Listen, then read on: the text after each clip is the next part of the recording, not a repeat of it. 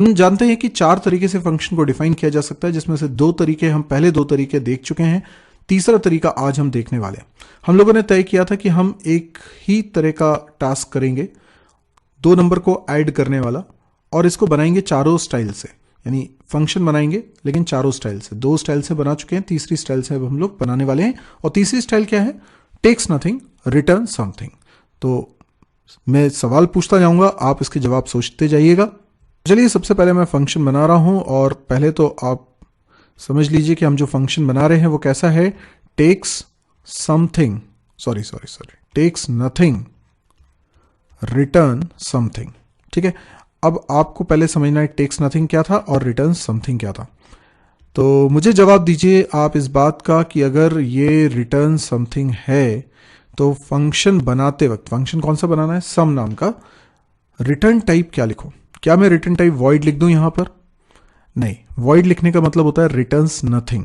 तो अगर ये रिटर्न समथिंग है तो मुझे वॉइड नहीं लिखना है, जो वैल्यू रिटर्न करना है उसका टाइप मुझे बताना है। तो मैं लिखूंगा यहां पर इंट, क्योंकि जो वैल्यू मैं रिटर्न करने वाला हूं वो एक इंटीजर वैल्यू होने वाली है, इसलिए। अगर फ्लोट टाइप की होती तो मैं फ्लोट लिखता। इसके बाद फंक्शन का नाम, और फंक्शन के नाम के जस्ट बाद अब हमको पैरेंथेसिस खाली रखने या भरे रखने। देखिए, खाली कब रखे जाते हैं और भरे कब रखे जाते हैं? भरे तब रखे जाते हैं जब टेक्स समथिंग नेचर हो, और अभी हमें जो बनाना है वो टेक्स नथिंग नेचर का है, इसलिए पैरेंथेसिस खाली होंगे। चलिए, एक और सवाल का जवाब दीजिए कि इसके अंदर हमें वेरिएबल्स कितने बनाने? 3। तो पहला वेरिएबल ए, दूसरा वेरिएबल बी, तीसरा वेरिएबल सी।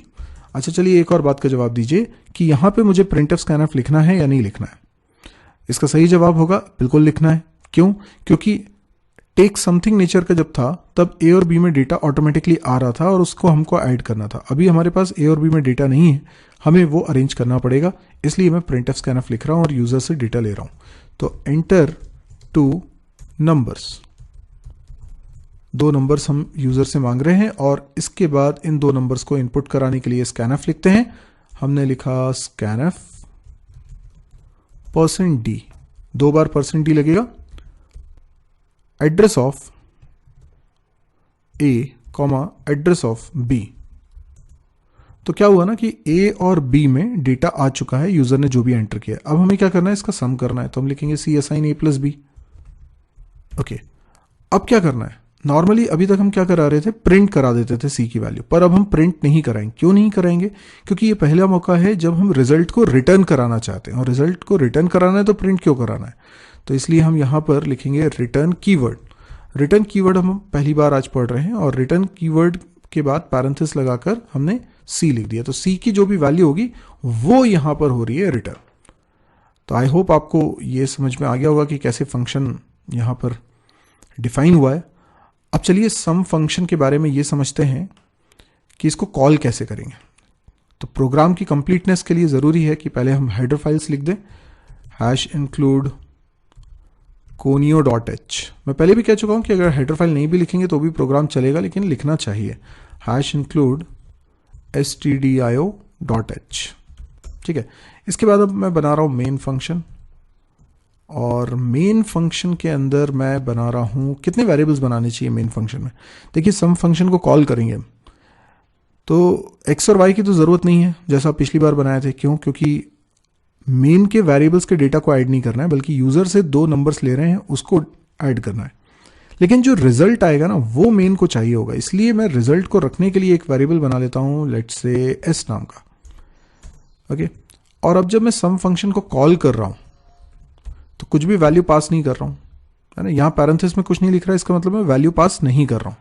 और ऐसा इसलिए कर रहा हूं क्योंकि हमने जो सम फंक्शन बनाया है वो टेक्स नथिंग नेचर का है, और इसका मतलब है कि फंक्शन कुछ भी वैल्यू नहीं लेगा, तो दोनों जगह पैरेंथेसिस खाली रहेंगे।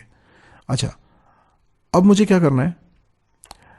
सम फंक्शन कॉल हो गया, लेकिन क्योंकि जब रिटर्न करेगा सम फंक्शन सी की वैल्यू, तो रिटर्न होके एग्जैक्टली वहीं आती है जहां से फंक्शन कॉल हो रहा है। देखो, मैंने जितने पोर्शन हाईलाइट किया ना, इस जगह पर सी की वैल्यू आ जाएगी। तो आपको क्या बात याद रखनी है? फंक्शन जब वैल्यू रिटर्न करता है, कौन सा फंक्शन रिटर्न कर रहा है? सम फंक्शन। जब वैल्यू रिटर्न करता है तो रिटर्न्ड वैल्यू एग्जैक्टली वहीं पहुंच जाती है जहां से फंक्शन कॉल हो रहा है। इनफैक्ट फंक्शन कॉल रिप्लेस हो जाएगा रिटर्न्ड वैल्यू से। तो इस जगह पर जो मैंने हाईलाइट की, इस जगह पर सी की वैल्यू आने वाली है और इस वैल्यू को मैं किस में असाइन करवा देना चाहता हूं, एस में। तो देखिए मैंने स्टेटमेंट कैसा लिखा हुआ है। अब मैं लिखता हूं printf सम इज %d। अच्छा मुझे बताइए क्या इस जगह पर सम इज लिखने के बाद, %d लिखने के बाद मैं c लिख सकता हूं, यहां पे कॉमा लगा के c लिख सकता हूं? नहीं लिख सकता। क्यों? क्योंकि c वेरिएबल जो है वो मेन फंक्शन का वेरिएबल नहीं है, सम फंक्शन का है। तो कोई भी फंक्शन दूसरे फंक्शन के वेरिएबल को एक्सेस नहीं कर सकता। पर जो c में डेटा होना चाहिए वही डेटा तो s में कॉपी करवा लिया हमने, इसलिए इस जगह पर हम लिख सकते हैं s और इसके बाद get ch। That's it, program हमारा बन चुका है। यहां पर हमने काफी कुछ नया सीखा है, जरा उस पर गौर करते हैं। लेकिन उससे पहले जरा इस फंक्शन का डिक्लेरेशन भी तो कर दें जो हमें ऊपर करना चाहिए। डिक्लेरेशन क्या होगा?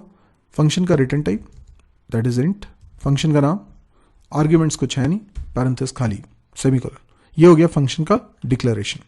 चलिए अब बात करते हैं कि रिटर्न कीवर्ड के रिलेटेड क्या रूल है। जब भी रिटर्न कीवर्ड आप अपने फंक्शन में लिखते हो, इसका मतलब वो कोई वैल्यू रिटर्न कर रहा है और वैल्यू रिटर्न होके एग्जैक्टली वहीं जाती है जहां से फंक्शन कॉल हुआ। यानी ये वैल्यू जो रिटर्न हुई है ना, ये रिटर्न होके एग्जैक्टली कहां गई है? जहां से फंक्शन कॉल हुआ। तो अगर 2 नंबर यूजर ने 10 और 20 एंटर किए थे तो सम आया था 30, तो सी की वैल्यू थी 30 रिटर्न होके एग्जैक्टली ये जहां से सम फंक्शन कॉल हो रहा है ना, इतने पूरे को हटा देगा और इसकी जगह पर आ जाएगा 30 और वो 30 असाइन हो जाएगा इसमें। ठीक है, अब आपको पता होना चाहिए कि मेन फंक्शन का वेरिएबल अलग है दैट इज एस, और सम फंक्शन के वेरिएबल्स अलग हैं that is a, b and c. अब ए और बी में जो वैल्यू है उसका सम सी में आ चुका है और सी का डेटा हमने कॉपी करवा दिया है किसमें? एस में। इसी वजह से एस की वैल्यू प्रिंट कराने पर भी हमारा आंसर आ रहा है। चलिए अब रिटर्न के बारे में कुछ और बातें समझते हैं। रिटर्न एक कीवर्ड, देखने में भले वो आपको फंक्शन जैसा लगे लेकिन वो कीवर्ड।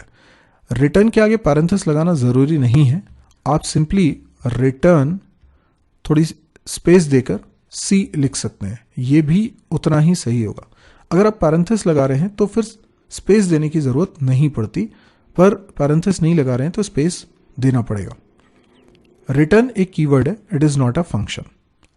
इसके अलावा रिटर्न जैसे ही चलता है तुरंत वैल्यू तो रिटर्न हो ही जाती है, बल्कि कंट्रोल भी रिटर्न हो जाता है। इसका मतलब है कि अगर आपने फंक्शन के अंदर रिटर्न बीच में कहीं लिखा होता और वो एक बार चल जाता तो उसके बाद की कोई लाइन एग्जीक्यूट नहीं होती उस फंक्शन की, क्योंकि रिटर्न चल गया मतलब वो फंक्शन एंड हो गया।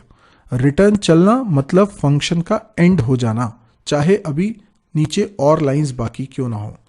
तो फंक्शन रिटर्न करता है वैल्यू तो साथ में कंट्रोल भी रिटर्न कर देता है, क्योंकि वो फंक्शन हो जाता है एंड। नॉर्मली आप रिटर्न नहीं लिखते तो फंक्शन की सारी लाइंस चल जाने के बाद ही फंक्शन का काम खत्म होता है, और जैसे ही फंक्शन का काम खत्म होगा वैसे ही फंक्शन की मेमोरी रिलीज हो जाएगी। तो रिटर्न चलने से फंक्शन की मेमोरी रिलीज हो जाएगी।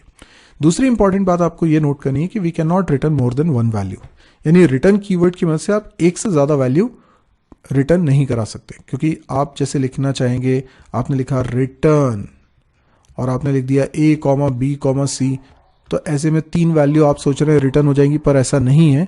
सिर्फ लास्ट वाली वैल्यू रिटर्न होगी, मतलब एरर भी कुछ नहीं आएगी, लास्ट वाली वैल्यू हो जाएगी रिटर्न।